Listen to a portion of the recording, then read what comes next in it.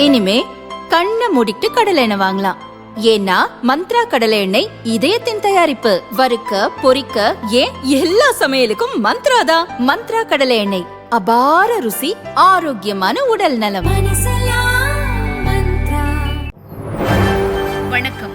செய்தி சுருக்கம். ரத்தான குரூப் 2 தேர்வு மார்ச் 15 நடத்தப்படும்.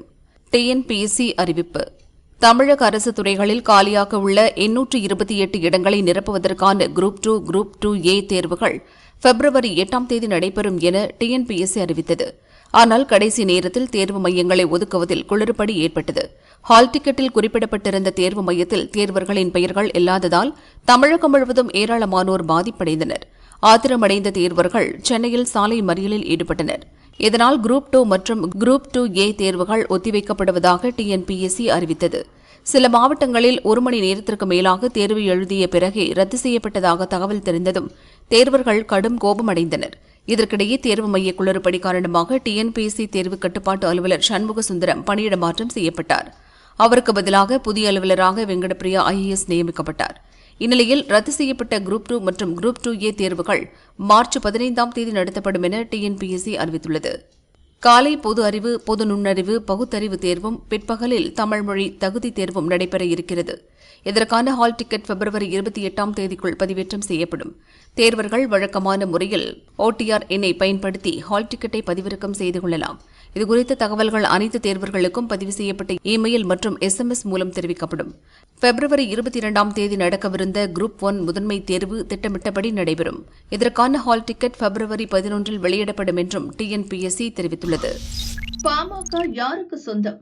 ராமதாசுக்கு அதிர்ச்சி தந்த இந்திய தேர்தல் கமிஷன். பாட்டாளி மக்கள் கட்சியில் நிறுவனர் ராமதாஸ் மற்றும் அவரது மகனும் கட்சித் தலைவருமான அன்புமணி இடையே ஏற்பட்ட பிரச்சினை அதிகார மோதலாக மாறியது. இருவரும் தனித்தனி அணியாக பிரிந்ததால் பாமக யாருக்கு சொந்தம் என்ற விவகாரம் வலுத்து வருகிறது. பாமக தமக்குதான் சொந்தம் என டெல்லி ஐகோர்ட்டில் ராமதாஸ் வழக்கு தொடர்ந்தார். இந்த வழக்கில் நீதிபதி புஷ்கர்னா கடந்த டிசம்பரில் தீர்ப்பளித்தார். அதில் அங்கீகரிக்கப்படாத கட்சியின் உள் விவகாரத்தில் தலையிட தேர்தல் ஆணையத்திற்கு அதிகாரம் இல்லை. மனுவாக வழங்கப்படும் கடிதத்தின் அடிப்படையிலேயே தேர்தல் கமிஷன் முடிவு எடுக்க முடியும். எனவே பாமக தொடர்பான விவகாரத்தில் இருதரப்பும் சிவில் கோர்ட்டை நாடி நிவாரணம் பெறலாம் என உத்தரவிட்டார். இந்த உத்தரவை மறு ஆய்வு செய்யக்கோரி இந்திய தேர்தல் கமிஷன் டெல்லி ஐகோர்ட்டில் முறையிட்டது. இந்த வழக்கு இன்று விசாரணைக்கு வந்தபோது பாமகவின் தலைவர் அன்புமணிதான் என்று தேர்தல் கமிஷன் தெரிவித்திருக்கிறது. பாமகவில் பிரச்சினை ஏற்படுவதற்கு முன்பிருந்து ஆவணங்களின் அடிப்படையில் கட்சியின் தலைவராக அன்புமணிதான் என்ற முடிவுக்கு வந்துள்ளதாக தெரிகிறது.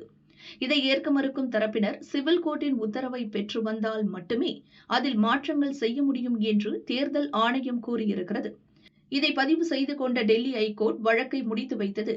எனினும் தங்களின் ஆட்சேபனைகளையும் பதிவு செய்யுமாறு ராமதாஸ் தரப்பு கோரிக்கையை கோர்ட் ஏற்றது. வட மாநில இளைஞர்களுக்கு பகீர் கொடுமை செஞ்சதே போலீஸ் தான். வீடியோவை பார்த்து திமுகவை கிழித்த அண்ணாமலை.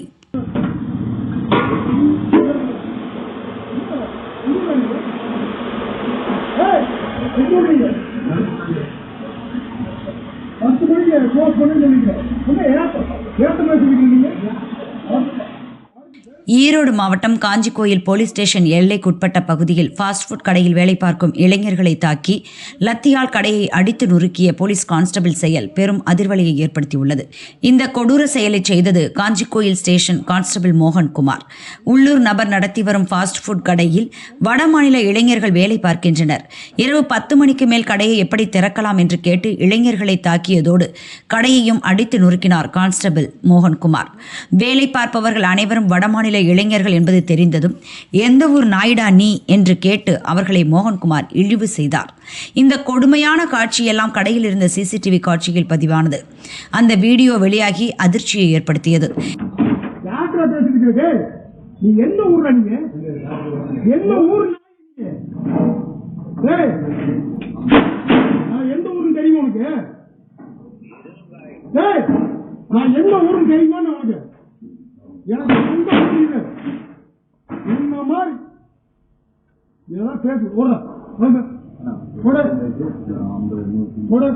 இந்த நிலையில் அந்த வீடியோவை தனது சோசியல் மீடியாவில் வெளியிட்டு திமுக அரசை விளாசி உள்ளார் பாரதிய ஜனதா முன்னாள் தலைவர் அண்ணாமலை. அவரது அறிக்கை: சட்டத்தை உறுதி செய்வதற்கே போலீசாருக்கு அதிகாரம் வழங்கப்பட்டுள்ளது. அதை விட்டு புலம்பெயர் தொழிலாளர்களின் ஊரை விசாரித்து அவர்களை அடிக்கவோ துன்புறுத்தவோ அவர்களின் சொத்துக்களுக்கு சேதம் விளைவிக்கவோ போலீசாருக்கு உரிமை இல்லை. போலீசாரே வடமாநில தொழிலாளர்களுக்கு இவ்வளவு கொடுமை செய்யும் போது தமிழகம் முழுதும் புலம்பெயர் தொழிலாளர்கள் உடல் ரீதியாகவும் வார்த்தைகளாலும் துஷ்பிரயோகத்துக்கு ஆளாகிறார்கள் என்பதில் எந்த ஆச்சரியமும் இல்லை. தமிழக பொருளாதாரத்துக்கு புலம்பெயர் தொழிலாளர்களின் பங்கு இன்றியமையாதது என்பதை நாம் முதலில் அங்கீகரிக்க வேண்டும்.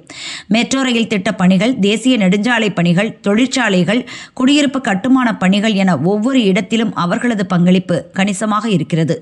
எனவே அவர்களை கண்ணியத்துடன் நடத்த வேண்டும். அரசியல் ஆதாயத்துக்காக புலம்பெயர் தொழிலாளர்களுக்கு எதிராக நடக்கும் நீண்ட நாள் தாக்குதலின் நீட்சியே இப்போது அரங்கேறிய கொடுமையான சம்பவம் என்று அண்ணாமலை கூறியுள்ளார். என்ன ராகுல், பார்லிமெண்ட் பார்த்தா எப்படி தெரியுது ரவுடித்தனம் செய்வதற்கான இடமில்லை? பார்லிமெண்ட் பட்ஜெட் கூட்டத்தொடரின் போது காங்கிரஸ் எம்பிக்கள் அமளியில் ஈடுபட்டதை மத்திய அமைச்சர் கிரண் ரிஜிஜு கண்டித்துள்ளார். லோக்சபாவில் ஏற்படும் கடும் அமளிகளுக்கு காங்கிரஸ் தான் காரணம். இதனால் ஜனாதிபதி உரைக்கு நன்றி தெரிவிக்கும் தீர்மானத்தின் மீதான விவாதம் நடக்கவில்லை. லோக்சபாவில் ஆக்கப்பூர்வமான விவாதம் நடக்க வேண்டும் என்பதை ராகுல் விரும்பவில்லை. அவரது பிடிவாதத்தால் அவை நடவடிக்கைகள் முடக்கப்படுகின்றன. சபாநாயகர் ஓம் பிர்லாவின் அறைக்குள் புகுந்து காங்கிரஸ் எம்பிக்கள் நடந்து கொண்ட விதம் மிகவும் மோசமானது. இதனை கண்டிக்க வார்த்தைகளே இல்லை. நாட்டின் உயரிய சபையில் இதுபோன்ற அநாகரிகமான செயல்கள் அரங்கேறுவது வருத்தமளிக்கிறது. பார்லிமெண்ட் என்பது விவாதங்கள் நடத்துவதற்கும் மக்களின் பிரச்சினைகளை தீர்ப்பதற்குமான இடம். ஆனால் காங்கிரஸ் அதனை ரவுடித்தனம் செய்யும் இடமாக மாற்ற பார்க்கிறது. அதனை ஒருபோதும் அனுமதிக்க முடியாது. பிரதமர் மோடி பார்லிமெண்ட் வரும்போது அவரிடமிருந்து ஆவணங்களை பிடுங்குவதற்கு காங்கிரஸ் எம்பிக்கள் திட்டமிட்டிருந்ததாக தெரிகிறது. இதன் காரணமாகவே பிரதமரின் பாதுகாப்பு கருதி சபாநாயகர் சில கடுமையான முடிவுகளை எடுக்க வேண்டியிருந்தது. சபாநாயகரின் இந்த நடவடிக்கை முற்றிலும் சரியானது. காங்கிரஸ் கட்சியின் தலைவருக்கே தன் மீது கட்டுப்பாடு இல்லாத போது மற்ற உறுப்பினர்களை அவர் எப்படி வழிநடத்துவார்? பட்ஜெட் கூட்டத்தொடரில் முக்கிய விவாதங்கள் நடத்த அரசு தயாராக உள்ளது. ஆனால் எதிர்க்கட்சிகள் தொடர்ந்து அமளியில் ஈடுபடுவதால் விவாதங்கள் இன்றி பட்ஜெட்டை நிறைவேற்ற வேண்டிய சூழல் ஏற்படலாம். பட்ஜெட் குரல் ஓட்டெடுப்பு மூலம் நிறைவேற்றப்படும். அப்படி விவாதம் இன்றி பட்ஜெட் நிறைவேற்றப்பட்டால் அதற்கு முழு பொறுப்பும் காங்கிரஸ் கட்சியை ஏற்க வேண்டும். எம்பிக்கள் பேசுவதற்கான வாய்ப்பை ராகுல் தட்டி பறிக்கிறார். பார்லிமெண்ட் என்பது ரவுடித்தனம் செய்வதற்கான இடமில்லை. எதிர்க்கட்சியினர் இதுபோன்று செயல்பட்ட போதிலும் அரசு நிதானத்துடன் செயல்பட்டு வருகிறது என கிரண் ரிஜிஜு கூறினார். கல்லூரி மாணவர்கள் அராஜகம், கத்தியை தூக்கிய ஓட்டல்காரர். ஓட்டலில் கலேபரம், சென்னையில் பகீர்.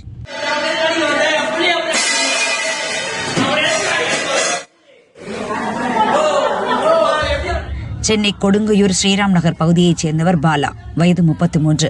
இவர் கொடுங்கையூர் மீனாம்பாள் சாலை பகுதியில் சொந்தமாக உணவகம் வைத்து நடத்தி வருகிறார். நேற்றிரவு 10:30 மணி அளவில் ஓட்டலுக்கு 3 வாலிபர்கள் சாப்பிட வந்தனர். மூக்கு முட்ட சாப்பிட்டுவிட்டு பணம் தராமல் கிளம்ப பார்த்தனர். கல்லாவில் இருந்த ஊழியர் பணம் கேட்டதும் ஆவேசமானார்கள். ஏய், எங்க கிட்ட காசு கேட்கிறியா என ஆரம்பித்து கெட்ட கெட்ட வார்த்தைகளால் திட்ட துவங்கினார்கள். ஊழியர்களை சரமாரியாக தாக்கினர். பொருட்களை தூக்கி போட்டு உடைத்தனர். கண்ணாடிகளை நொறுக்கினர். ஓட்டலில் சாப்பிட்டவர்கள் பயந்து போய் அலறி எடுத்து ஓடினர். உடனே ஓட்டல் உரிமையாளர் கொடுங்கையூர் போலீசாருக்கு தகவல் தெரிவித்தார். கல்லாவில் இருந்த ஊழியர் பல அடிகளை வாங்கிய போதும் துணிச்சலாக ஓடிப்போய் கத்தியை தூக்கினார். கத்தியை பார்த்ததும் அலப்பறையை நிறுத்திவிட்டு வாலிபர்கள் தலைதறிக்க ஓட்டம் பிடித்தனர். போலீசார் அதன் பிறகே வந்தனர். சிசிடிவி காட்சிகளை ஆராய்ந்த கொடுங்கையூர் போலீசார் அதே பகுதியைச் சேர்ந்த நாராயணன் வயது 19, வசந்த் வயது 19 ஆகியோரை கைது செய்தனர். இருவரையும் கோர்ட்டில் ஆஜர்படுத்தி சிறையில் அடைத்தனர். 3வது ஆசாமி ஜெய் ஆகாஷை தேடி வருகின்றனர். வசந்த், ஜெய் ஆகாஷ் இருவரும் கல்லூரி மாணவர்கள் ஆவர். மூவரும் குடித்துவிட்டு நடைபாதை கடைகள் மற்றும் ஹோட்டல்களில் சாப்பிட்டுவிட்டு பணம் கொடுக்காமல் சண்டை போட்டு எஸ்கேப் ஆவதை வாடிக்கையாக கொண்டவர்கள் என்பது தெரிய வந்தது. 3 பேர் மீதும் சில அடித்தடி வழக்குகள் நிலுவையில் உள்ளன என போலீசார் தெரிவித்தனர்.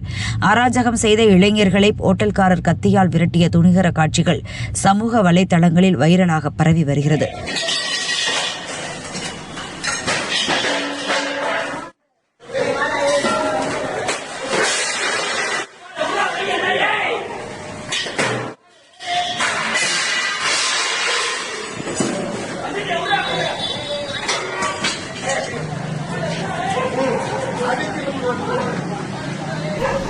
மாணவியை சுட்டுத் தள்ளிய மாணவன், கல்லூரியில் பகீர் வீடியோ.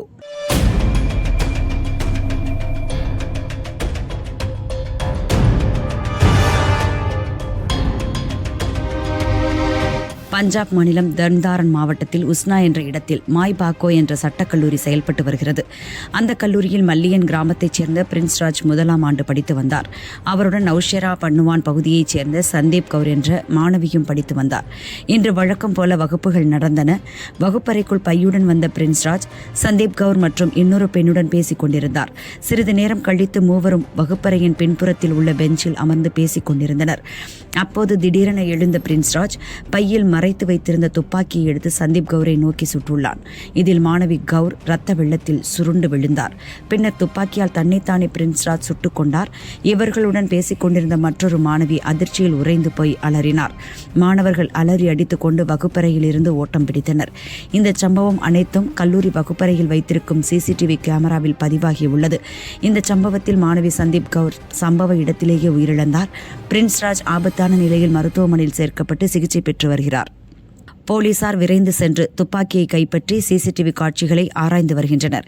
பிரின்ஸ்ராஜ் சக மாணவியை துப்பாக்கியால் சுட்டதற்கான காரணம் என்ன என்பது குறித்து போலீசார் தீவிர விசாரணை நடத்தி வருகின்றனர். மறு ஆய்வுக்கு போகிறது விஜயின் ஜனநாயகன். திரைக்கு வருவது எப்போது? நடிகர் விஜயின் கடைசி படமாக பார்க்கப்படும் ஜனநாயகன் ஜனவரி 9 ரிலீஸ் ஆவதாக அறிவிக்கப்பட்டது. ஆனால் சென்சார் சான்றிதழ் கிடைப்பதில் தாமதம் ஏற்பட்டதால் குறித்த தேதியில் ரிலீஸ் ஆகவில்லை. ஆட்சேபனைக்குரிய காட்சிகள் இருப்பதாக புகார் எழுந்ததால் மறு ஆய்வுக்கு அனுப்புவதாக சென்சார் போர்டு சொன்னது.